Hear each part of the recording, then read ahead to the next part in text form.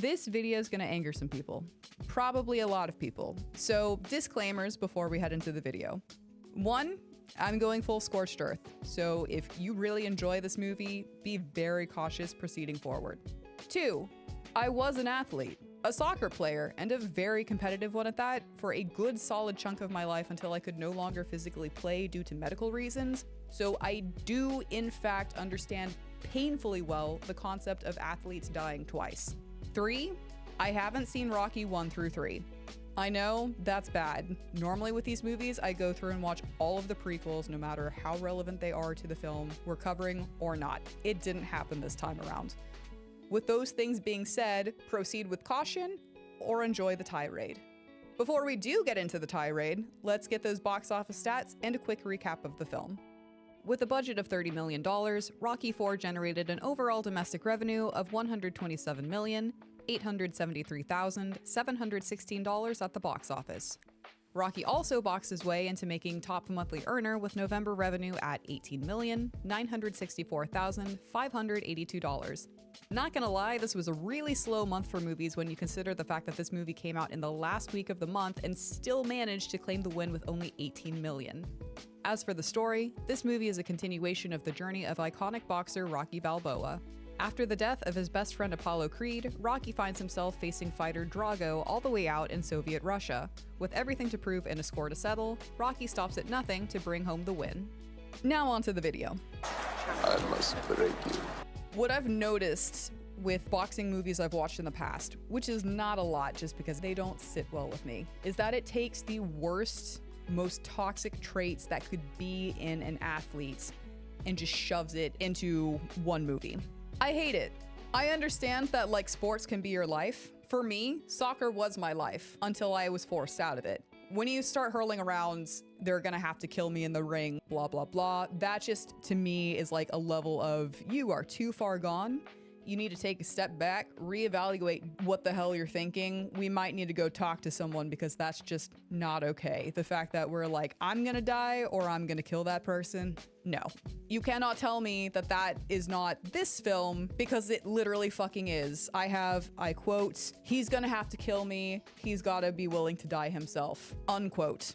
Literally, that mentality starts out with Apollo and just cranks up throughout the duration of the film until it's at an all-time high. I understand Apollo itching to get out of retirement from your sport, the thing that you've poured your heart and soul into for like years and years and years of your life. I get it. But my guy, there was a way to come out of retirement for one match, and the way you did it, you paid the ultimate price for. This movie was set around the middle of, in the wake of the Cold War. So naturally that is a huge part of this film. When Drago comes over from Russia demanding a match with Rocky, he's like, nope, I'm doing this right now.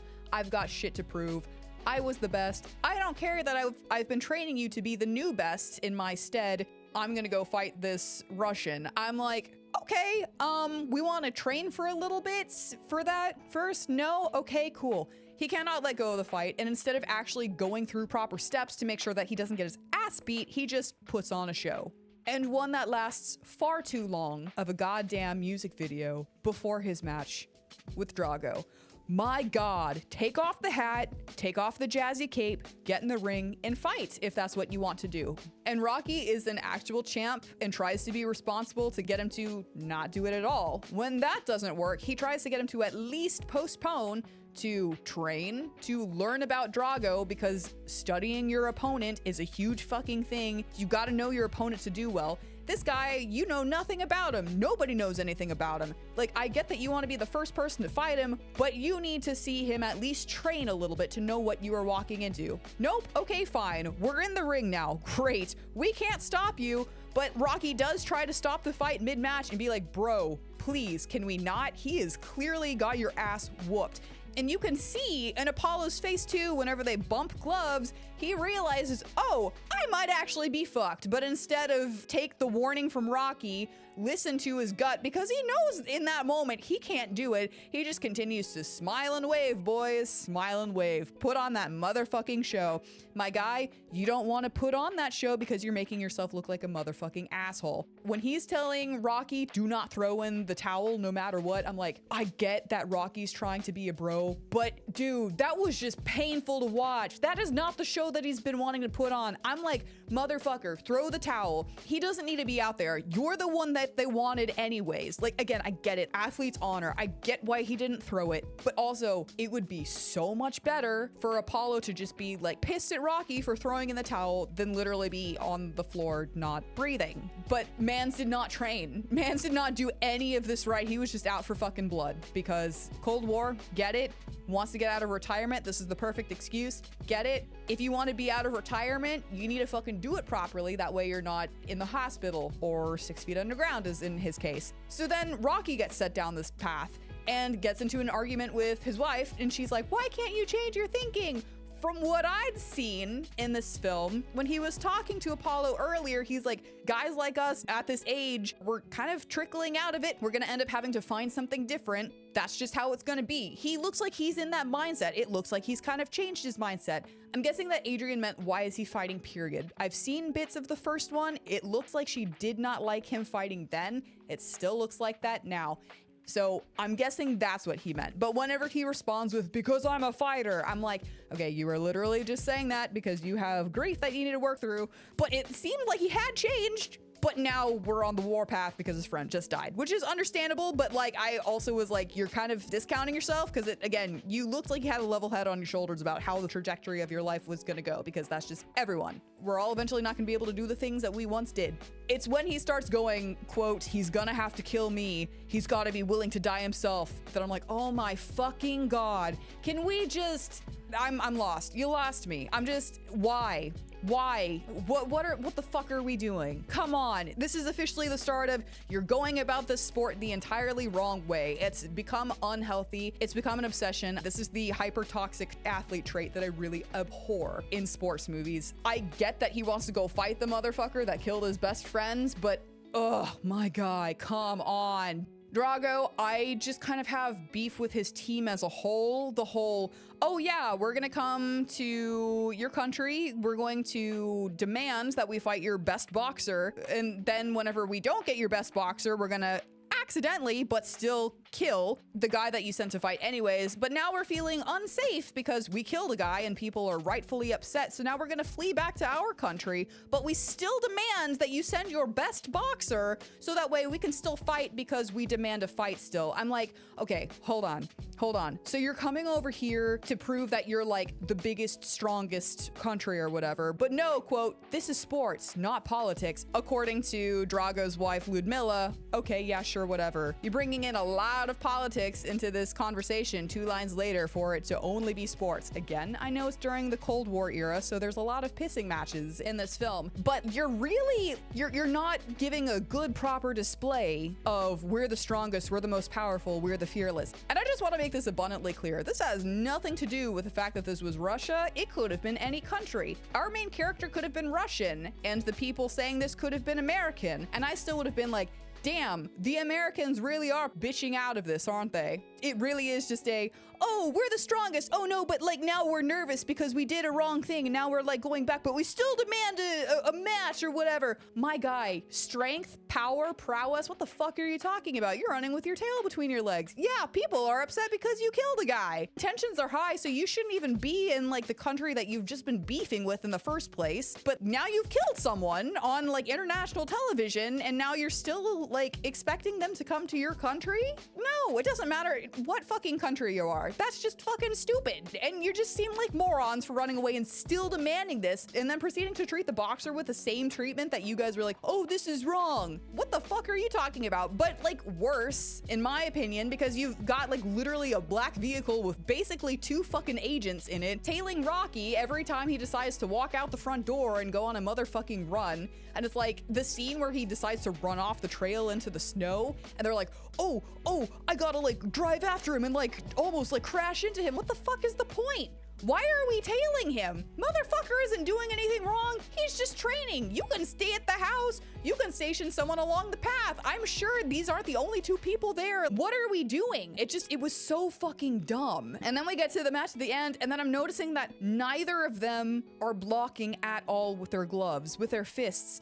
And sure enough, I look it up. That's unheard of in boxing, to not block with your fists. So I'm like, what the fuck are we doing? Why? I get that we've got like shit to prove. Okay, I get it. Drago has like the weight of the country on his shoulders. He's supposed to be like the pride and joy. We're the best. That's it. And then we've got Rocky, who is like, yeah, you killed my best friend. I've got a vendetta against you. That makes sense. But why are we having to prove our strength by like tanking it to the face?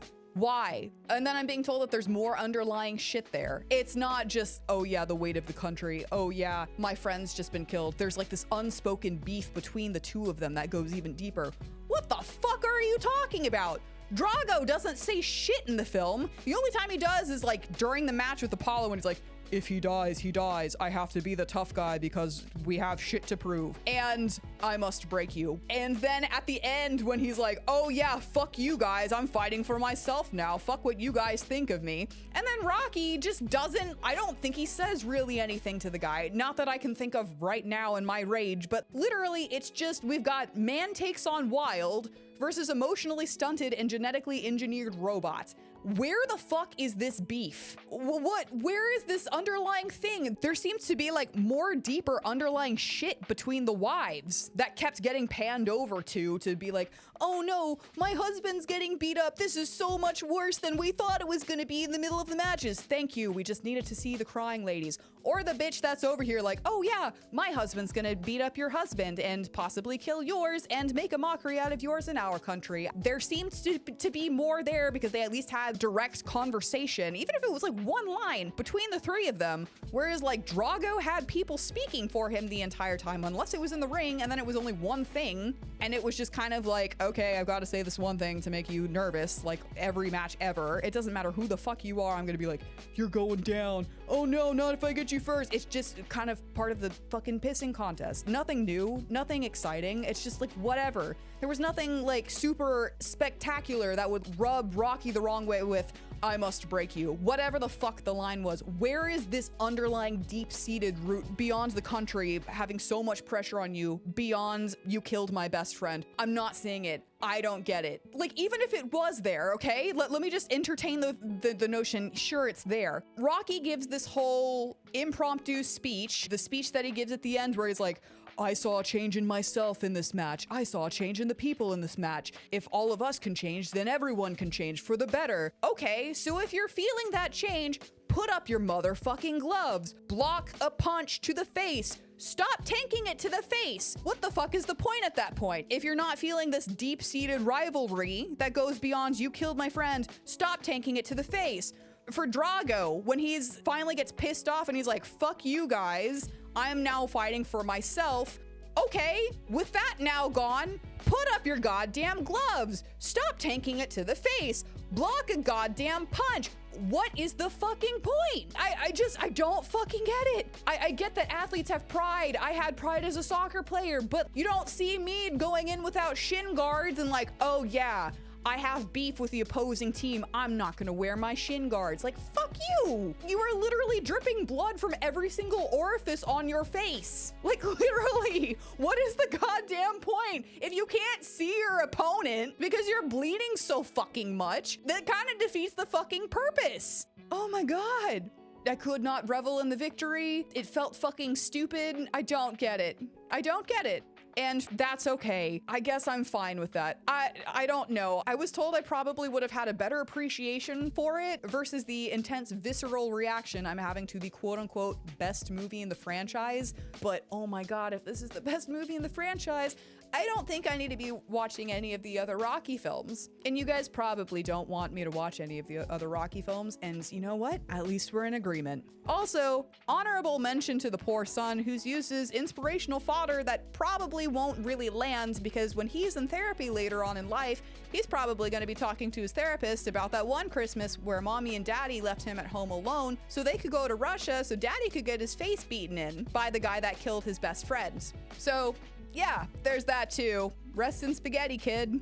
My God, I do not like to just sit here and go over all the negatives about movies. I like to find the good in them, but holy shit, it was just everything I detested in hyper toxic athletes.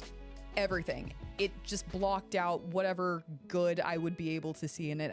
I'm glad that I'm done with it. I really hope in the future we do not have to cover any Rocky films, but if I do, let's just hope that the son doesn't get abandoned on another Christmas or his birthday.